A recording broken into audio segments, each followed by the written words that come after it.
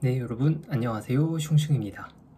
이전 영상에서 전세와 월세 어떤 게 지금 시기에 더 살기 적합한지에 대해서 이야기해 보았는데요. 오늘 영상은 1주택은 필수다 라는 주제로 한번 이야기해 보려고 합니다. 지금은 전세 혹은 월세를 살고 계시는 분들, 즉 무주택이라면 오늘 이야기를 끝까지 듣고 이러한 1주택이 필수라고 하는 관점에 대해서 한번 다시 생각해 보셨으면 좋겠습니다.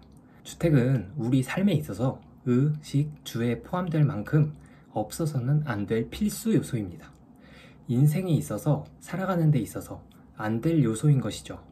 내 집이 없어도 남의 집에 들어가서 살아야 할 만큼 포기를 할 수 없는 것이 바로 이 주택입니다. 이래도 저래도 주거비에 돈이 나가는 방식이죠. 전세, 월세로 살아도 또 내 집을 가져도 말이죠. 여기서 다른 점이 있다면 전세와 월세로 나가는 돈은 사라지는 돈입니다. 팩트를 말하자면 집주인에게 좋은 일을 해주고 있는 것이죠. 내 집을 가져도 물론 돈은 나갑니다. 이자가 너무 비싸고 월세만큼 똑같이 나간다고 생각하면 이것도 사라지는 돈이 아니냐고 할 수 있겠지만 전세와 월세랑은 다르게 이 집은 내 소유인 것입니다. 은행에서 대출을 받았다고 해도 이 집은 내 것입니다. 즉 소유했냐 안 했냐의 차이가 있고 이 의미는 정말 실로 엄청 큽니다. 이 표를 보시면 서울의 어느 한 아파트의 시세를 한번 가져와 봤는데요. 서울이건 경기도의 어느 아파트이건 해당 그래프는 결국 비슷합니다. 그래프가 좌측 하단에서 우측 상단으로 우상향하고 있습니다. 소유를 한 사람은 이러한 상승분의 금액을 가지게 되는 것이고 소유를 하지 않은 사람은 주거비에 돈을 내고도 남는 게 없습니다. 오히려 시간이 지날수록 바닥에서 더 멀어져 버린 금액대의 집을 보면서 불가능하다고 밖에 생각이 안 들면서 그때 살걸 이라는 자책을 하게 됩니다. 자금적으로 내 집을 마련할 수 있는 사람이라도 망설이는 이유는 크게 두 가지가 있겠습니다. 첫 번째로는 내가 사고 나서 하락하면 어떡하지? 두 번째는 지금은 상승하고 나서 아직도 고점인 거 아니야? 지금 이제 하락장이라고 시작하는데 더 떨어지면 어떡해? 라고 생각하실 수 있습니다. 어찌 보면 둘 다 내가 산 가격보다 떨어지면 잘못 사는 것 같아서일 겁니다. 반대로 여쭤보고 싶은 게 있는데요. 하락이 오고 바닥이 오면 사실 것인가요? 바닥이라는 시점을 잡으실 수 있나요? 싸게 사는 건 무조건적으로 좋습니다. 그렇지만 지금까지 집을 마련해 본 적이 없는 사람이 하락이 이만큼 진행됐으니 이제 바닥이다. 부동산은 상승할 일만 남았다. 만약에 이걸 알 수 있으면 이미 부동산으로 여러분은 굉장히 큰 돈을 버셨을 거라고 봅니다. 그렇기에 내가 가격을 완벽하게 예측할 수 없는 부분은 인정을 하셔야 합니다. 다만 어느 정도 공부를 해서 시장의 가격이 어떻게 움직이는지와 예전 사례를 보시면 도움이 될 거라고 생각합니다. 그리고 이 표에서 보셨듯이 하락한 시기는 상승 시기보다 굉장히 짧고 장기적인 관점으로 봤을 땐 하락보다 상승 확률이 훨씬 높습니다. 무주택 포지션은 하락에 베팅하는 경우인데 더 높은 확률을 두고 어려운 확률에 베팅하게 되는 것이죠. 더 큰 거시적인 관점으로 본다면 아파트의 가치가 상승한다기보다 현금의 가치가 떨어지는 걸 아셔야 합니다.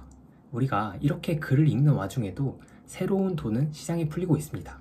지금 금리 인상을 단행한다고 하지만 인플레이션 감축법이며 반도체 지원법이며 청년 지원금 등 우리는 실질적으로 금리 인상을 하면서 돈줄을 조이는 긴축 정책을 한다고 하지만 실제로는 다른 부분에서는 돈이 풀려나가고 있습니다.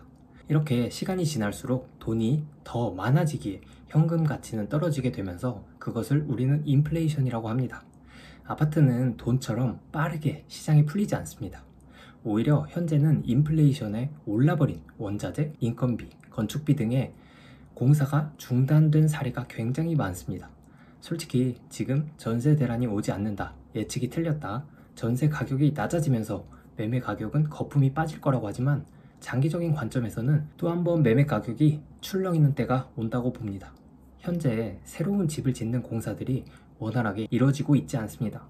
빠른 공급을 통해서 이렇게 신축 아파트가 늘어나야 시장 가격에 의해서 좋은 가격으로 좋은 아파트에 살 수 있게 되는데 현재 상황을 보면 그런 시기가 오는 것은 짧은 시간 내에는 힘들어 보입니다.